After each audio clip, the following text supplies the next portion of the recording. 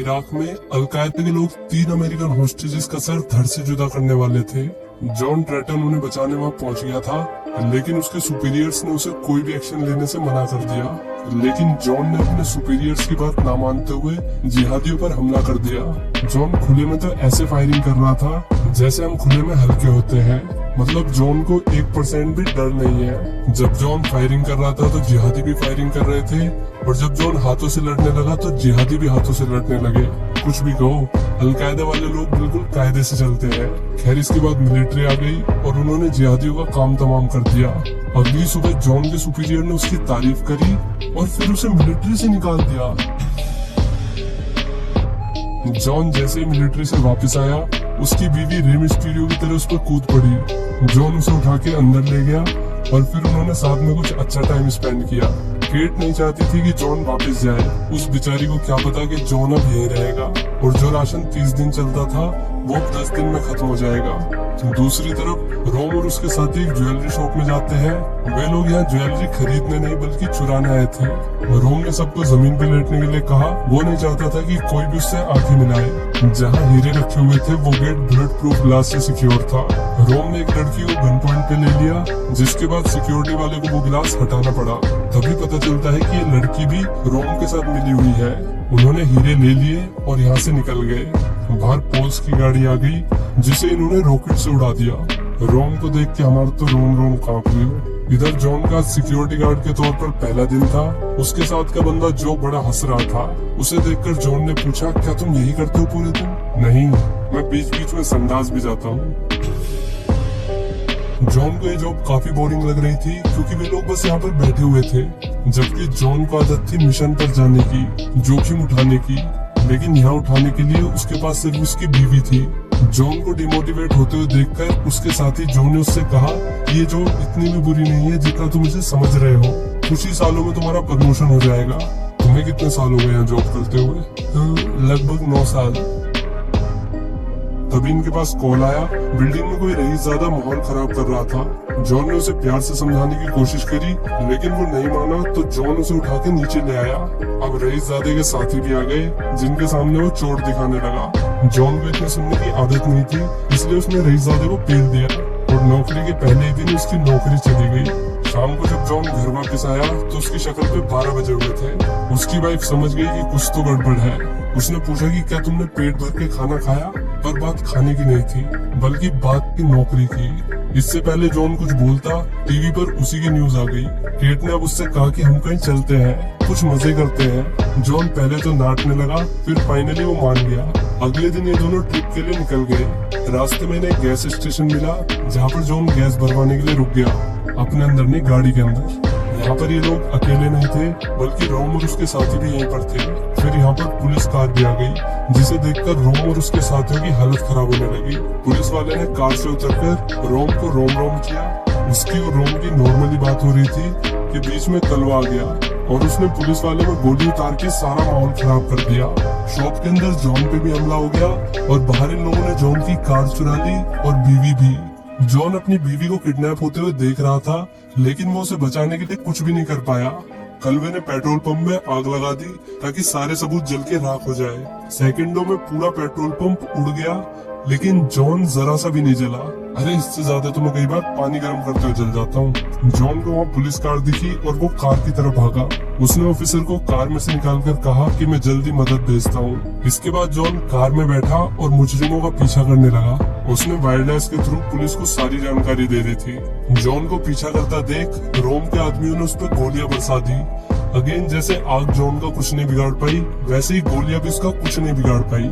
इनके बीच एक तगड़ा कार चेज हुआ और फिर जॉन की कार खाई में गिर गई। इन्हें लगा जॉन मर गया। जब जॉन कार में से कूद रहा था, तब इन्होंने आग के ऊपर सिलबट्टा धर लिया था।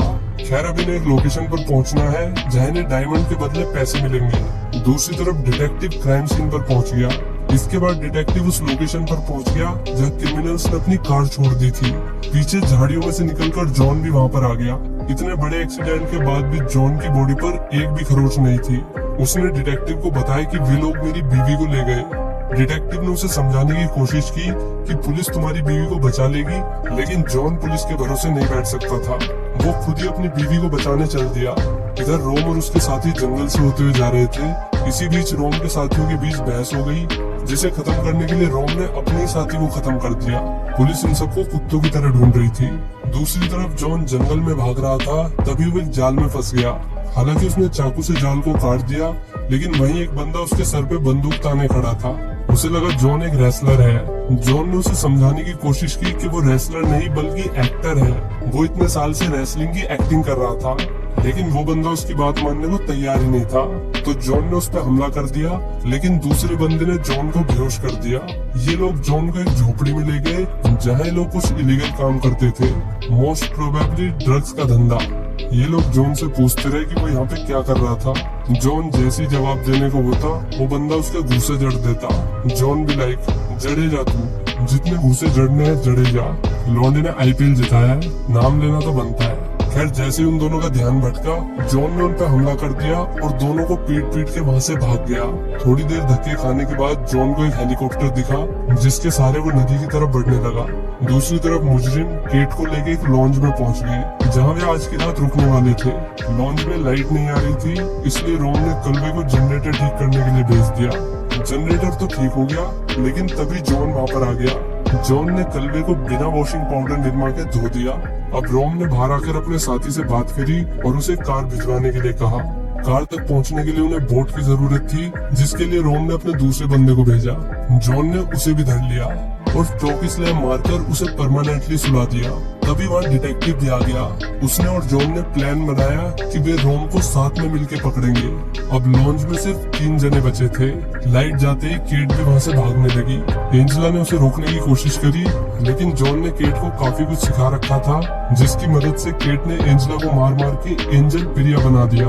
लेकिन एंजल प्रिया के पास गन थी, जिसके आगे केट को घुटने टेकने पड़े।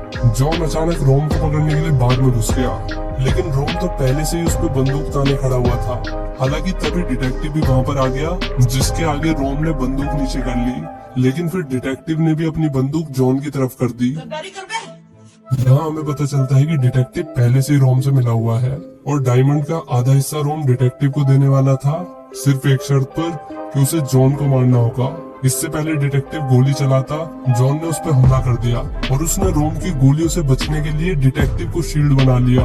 अब रोम एंजेला और केट को लेकर वहाँ से निकलने लगा और जाने से पहले उसने लॉन्च के नीचे लगे हुए सिलेंडर्स को उड़ा दिया, जिसका मतलब है जॉन भी मारा गया। लेकिन नहीं नहीं नहीं नहीं, जॉन भी लाइक, मैं आपसे करता नहीं, रिश्ता है मेरा आपसे। कोस्ट गार्ड ने वहां कर जॉन को गिरफ्तार करने की कोशिश की, लेकिन जॉन ने उसे ऐसा करने नहीं दिया। उल्टा वो कोस्ट गार्ड की बोट लेके रोम का पीछा करने लगा। इधर रोम डिटेक्टिव की कार में था।